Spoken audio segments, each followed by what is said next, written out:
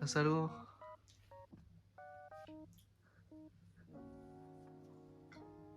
I'm eating an Easter egg. Alright. Hi honey bums. So today I wanted to do a video, just me, which feels weird, but Diego's directing. Hi. This is going to be a Q&A about autism. So before I start, I just want to say that everything I'm going to say is based off of my experiences personally, and that everyone with autism is different because it's a spectrum disorder. It's a spectrum disorder, okay? So if what I say is different to your experience or someone you know's experience, that's okay. That's how it's meant to be. So please don't judge or hate. Let's go.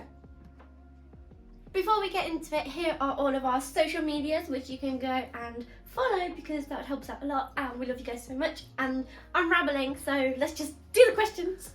And just here there's going to be a little thingy which shows you the last video that we posted, so you can go and have a look. But anyway, so the first question is from Sarah. Love you, Sarah. And she said, what was your reaction / how did you feel when you received the diagnosis? Now, a lot of people find this really weird, but I was happy. Happy in a sense of that I felt different for so long, my whole life. I've always felt like there was something not off, but, you know, just different. And now there was a reason for it. And anyone that knows me knows that one of my biggest special interests at the moment, because the change is medicine. So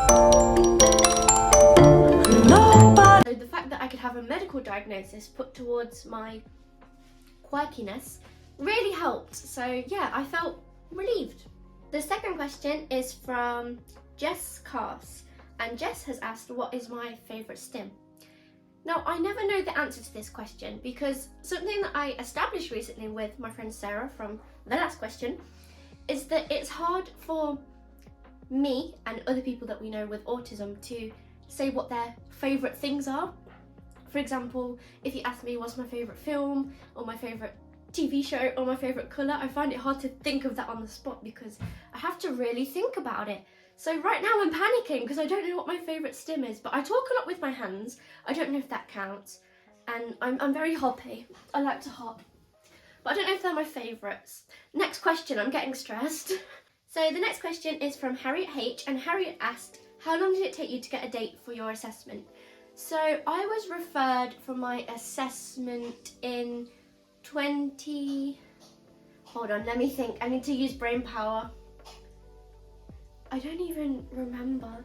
2021, because I remember just after I was referred, we went on holiday to my grandma's house, and that was in August. And then Diego went back to Mexico, and I was all depressy spaghetti. And I got my assessment date the following January 2022. If you can hear background noises, my mum's making dinner and I'm not going to tell her to stop because I'm hungry. So January 2022, I had a triage assessment, which is where basically they tell you if they think you're going to be autistic, they put you through for the big. Hi, Mum. Salut. That was my mum. If they think that it's likely that you have autism, they put you through for the big diagnosis, the big diagnostic testing, and if they don't think it's likely that you have it, you don't go any further with the assessment. And it was really funny because I met this lovely assessor named John, and he was like, at the start he explained to us what would happen with the triage. He said sometimes we're a bit on the fence, we have to get a second opinion, but we'll just see where we go by the end of the call. And by the end of the call he was like, nope, we're carrying on with the assessment because I think Holly is autistic. And me and my mum were like, okay. So yeah, it took about September, October, November, December, January. That was 5 months for the triage assessment, but you don't get a set in stone diagnosis there. We got like a verbal diagnosis from this lovely man named John, but we didn't get the paper diagnosis. And then from there, I had another assessment in November 2022, so that's February, March, April, May, June, July, August, September, October, November. I lost count now. 10 months. 10 months after the triage assessment, which was with John and the psychiatrist. And John basically just went through everything we went through in the triage appointment, and the psychiatrist went, And then the psychiatrist went, yeah, that's autism. And John was like, cool, I'll write it up and send you a paper. And I was like, cool. Mum was like, cool. And that was it.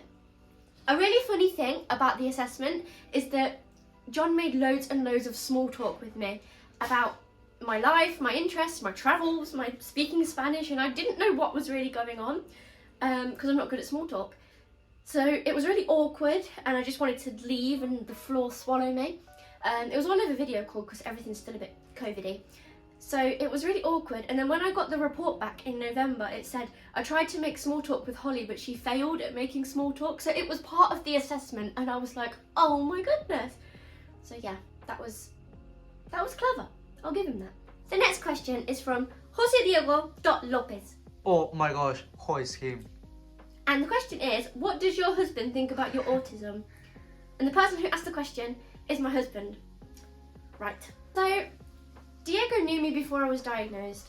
All of my little quirks and charms, he already fell in love with. He's already trapped. We're all good. I just have a diagnosis, and he's really supportive of it actually. Like when he knows I'm going to have a meltdown, or that I'm feeling overstimulated or scrouchy, which is the word I invented for it a very long time ago. Since being a kid, I've always said I feel scrouchy, and I found out now that that means when you're overstimulated. Shock. But he knows before that happens, and he knows like when I need him to apply pressure, or I need him to leave me alone, or I need my blanket, which is my special texture. Like, he knows. I don't even have to say anything, he just knows, which is, it warms my heart because he's like my safe human, like my safety blanket. And I'm not good with hugs and contact, like unless I initiate it. I don't like that from anyone, but Diego's like the only person that can come and hug me, and I'm not really bothered most of the time. Sometimes I'm like, but most of the time everything's okay. I love you. I love you too. Mwah. Mwah. So Lilia May has asked, does it change the way that people... Oh, I clicked on something. Does it change the way that people look at you? And I think yes, especially people that I knew before that now know that I have autism. They like see me as a different person, which I'm not. I'm the same person as I was before. There's just an explanation for why I am the way I am. I don't know, it's hard to explain. But when I meet new people, sometimes I don't tell them straight away. I let them like judge me on me first, and then they can make that judgment for themselves, and sometimes it does drive people away. But I have a really good group of friends that don't treat me any different because of it, which is what I need personally. Like, sometimes there's a few things that I need differently. For example, my friends know not to just come up to me and hug me, and they ask me first, which is amazing. And they know certain signals that I'm putting off. Like if I'm stuck there like this, they're like, okay, she's not okay, let's go somewhere else. My friends are really, really good, and my family, I'm so grateful for all of them. But there have been some people along the lines that would rather not deal with that and move away from it. It's too much for them, which, you know, whatever. I don't need them in my life anyway, and I'm just really grateful for the people I've got in my life now. I don't really know if that answered the question, but the answer is yes.